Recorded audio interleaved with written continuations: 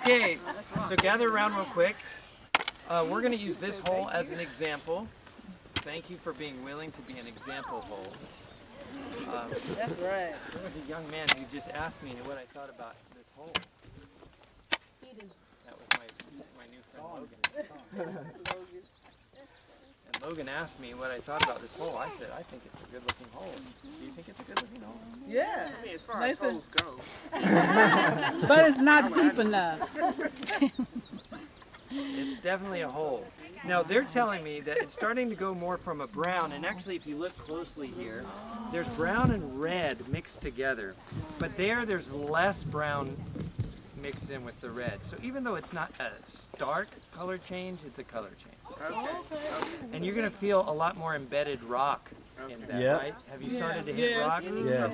Okay, so at that point, we want to make a third pile.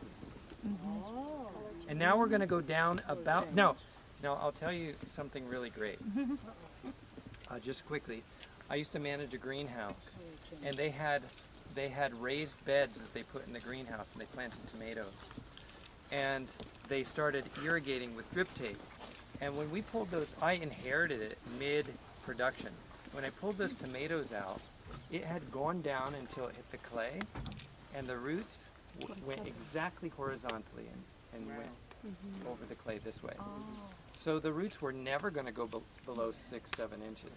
So without that drip tape, if there was truly a fail or a power outage where there was going to be no water pump, those tomatoes would have never survived, probably even more than 2-3 days, because they were so dependent on that drip. But we ended up digging it out and giving them more reserve so the roots could go. And then I stopped watering as much the next season. Oh, and by the way, when I pulled those out, I noticed that the roots looked like a wig. Oh. It came down. Kind of like the maple apple.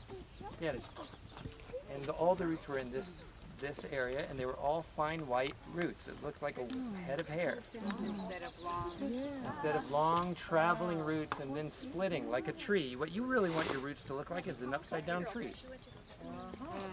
Yeah. But if Trees you should look like trees should look like trees under the surface. yeah. too. So we want these Minus roots to the leaves. travel deep, then branch, travel, and then get to smaller and smaller branches. And it's at those smaller ends that they turn white, and that's where they take their roots and nutrients. But if you overwater, which is mostly what almost all commercial agriculture does right now, then your root ball is going to be about the size of, a pumpkin or something, and it's only going to be about this deep.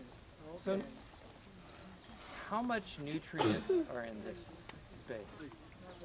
So then you start having to continuously fertilize, and you have to continuously water. And once you're on that cycle, you can still get success, but now you supply everything for that plant.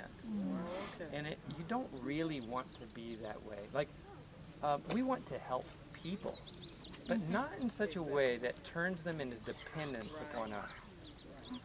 We want to teach them to put deeper roots, right? Sister White actually talks about that. She says, be careful who you help, because you can turn people, even like with a good heart, you can turn people into dependence. So agriculture can teach us that. We can still get fruit, we can make something look fruitful, look healthy.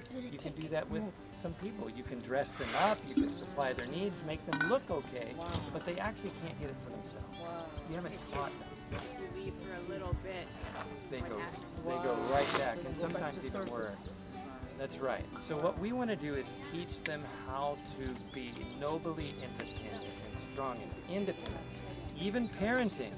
Sister White says that we should train our children to become independent.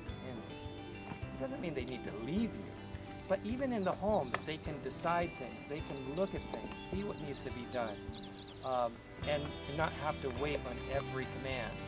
So, My father says, leave a little mule in them. There, I like that. That's right. So we want these trees to have a little mule in them, or a lot of mule. Okay, so this point, once it turns to either clay or rock, whatever work we do from now on is work for the long term. This is where we turn a dependent into an independent. it's harder to do than just at this point planting the tree, filling it back up, and putting a drip tape system on. But if that drip tape system ever fails because you're not going to be able to buy and sell, and then your drip tape's gone, when you think you're ready for the time of trouble because this tree is going to feed you, but it's actually a dependent, and now your drip tape tore and you can't go to the store and fix it, your tree's gone. You need to teach your tree to be independent, just like you're trying to learn to be independent, or dependent of God. Dependent of men. So same thing is true here. We don't want us to be independent of men, but our tree to be dependent on men. That doesn't make sense. So let's try to make it so that it's independent. All the work from here on out will be harder, but much more benefit from here on out. You're getting value in whatever you do from here on out. Okay, so let's go back, dig, put this in the third pile.